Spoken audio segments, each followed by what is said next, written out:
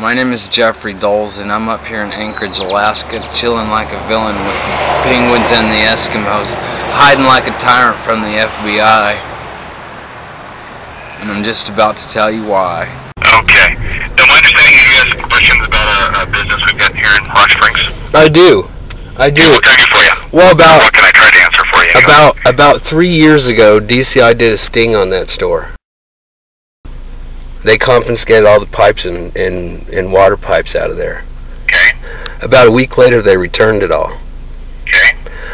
Well, I'm from Hip Hop Hippies in Gillette, Wyoming. Right. I'm recently convicted in federal court of knowingly selling drug paraphernalia. Okay.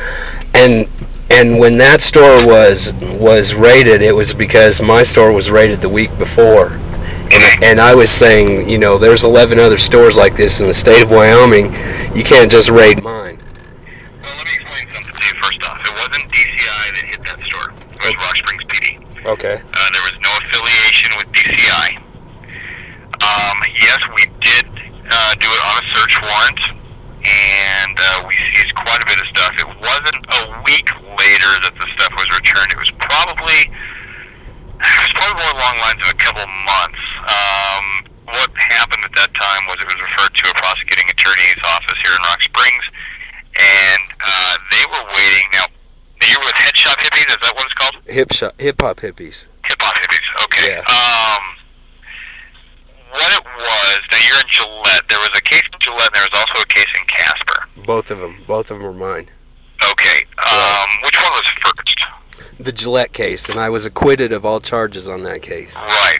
Okay. Now, my understanding was, and you would have to speak to our local county attorney's office to find out for sure what the procedure was on this.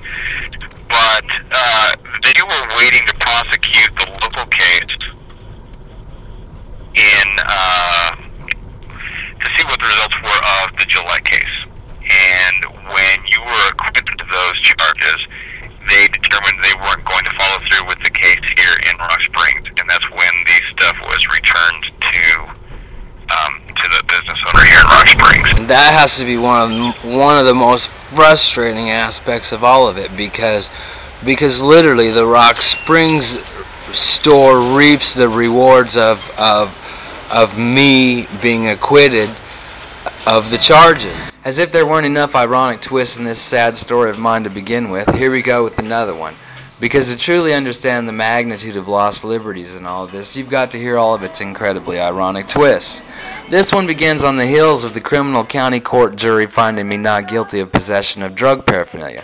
Because believe it or not, while the state of Wyoming was dismissing similar charges against the Rose Petal store owner in Rock Springs, Wyoming, and returning their pipes as a result of my acquittal, I was being forced to petition the judge in my case to force the state of Wyoming to return the 330 that they had confiscated from me.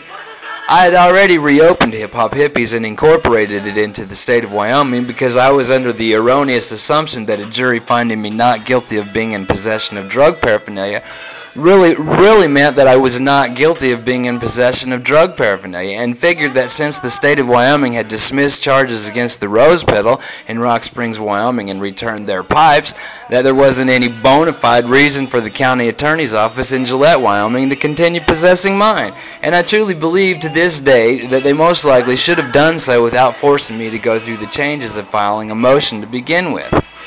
In the meantime, the county attorney's office had filed a counter motion in which they had requested a time continuance so that they could prepare what's known as a civil forfeiture against me, which is a lawsuit designed to have a lower civil court judge overrule the jury's not guilty verdict by having him say that the pipes are in fact drug paraphernalia so that they could have them destroyed.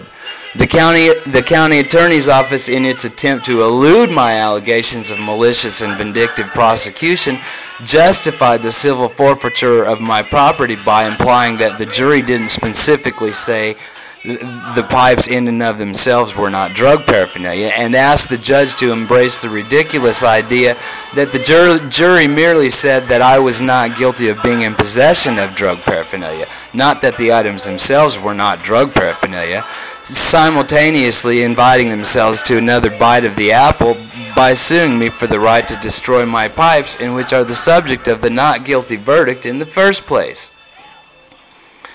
Not only did my attorney not argue against the prosecution's ridiculous request for a continuance, he didn't even object to them doing so. And since my right to be present at all critical stages of the proceedings had been involuntarily waived, and this hearing was being held behind my back in the judge's chambers without my knowledge, I had no clue as to what the prosecution was requesting, and subsequently was robbed of any opportunity to raise the objection myself.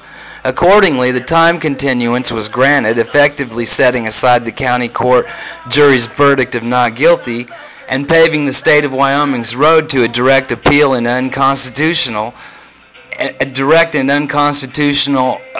appeal to a lower court judge who otherwise had absolutely no jurisdiction over it. Scumbag lawyers with agendas. I tell you, sometimes people, I don't know what's worse. Natural disasters, all these wolves in sheep clothes pastors. Now, goddamn it, I'm scared to send my children to church.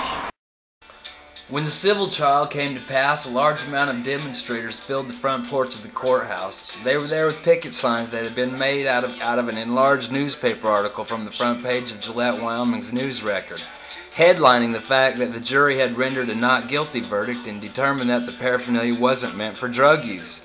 They believed that the civil forfeiture proceeding was the equivalent of a prosecutorial appeal in which the state of Wyoming unequivocally did not have the right to file, and were not buying into the hypocrisy of a retrial, nor were they willing to passively sit back and allow the state of Wyoming to molest my constitutionally guaranteed Fifth Amendment right to not be put twice in jeopardy for the same offense. They knew that acquiring an acquittal on the charges like I had done would have required the jury to believe that the pipes I was admittedly in possession of did not fit the legal definition of drug paraphernalia as outlined in the Wyoming state statute. I think they also knew that there was absolutely no foundation for the allegation to begin with. In spite of what the state or federal government might like you to believe, the fact of the matter is that the only logical conclusion one could draw from the not guilty verdict in my first trial, emphasis on my first trial, is that the jury realized the pipes could be used for multiple purposes, and that accountability in its entirety for illegal usage must rest on the shoulders of the consumer rather than the head of the vendor, and rightly rejected the prosecution's theory that I was selling pipes designed as tools for the sole purpose of consuming marijuana by finding me not guilty of possession of drug paraphernalia. And the state of Wyoming, in conjunction with or cahoots with the federal government, had no right to toy with it or alter it or change it under any circumstances in any shape, form, or fashion, and to suggest otherwise smacks with vindictiveness. If they weren't willing to accept the jury's verdict, then they shouldn't have sought it in the first place. In the kangaroo court retrial, the standard of proof was lowered from beyond a reasonable doubt to a preponderance of the evidence, and my right to a fair trial was limited to the bench. Meaning that in civil court you don't have the right to a jury trial, it all comes down to what the judge decides. And in my case, the judge decided that the jury was wrong and ordered the county attorney's office to make arrangements for the destruction of my pipes because they are in fact drug paraphernalia.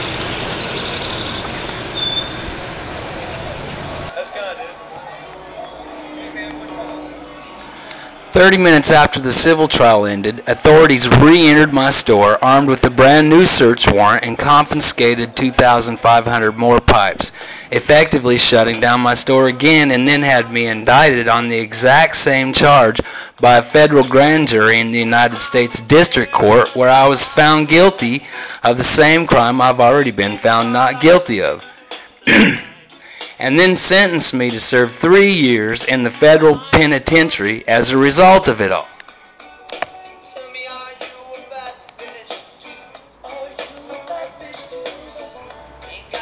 No one is bound to obey an unconstitutional law, and no court is bound to enforce it. If you want to know more about why I'm on the run from the FBI, go to www.myspace.com/hhhinc, HIPHOPHIPPIESINC, and see.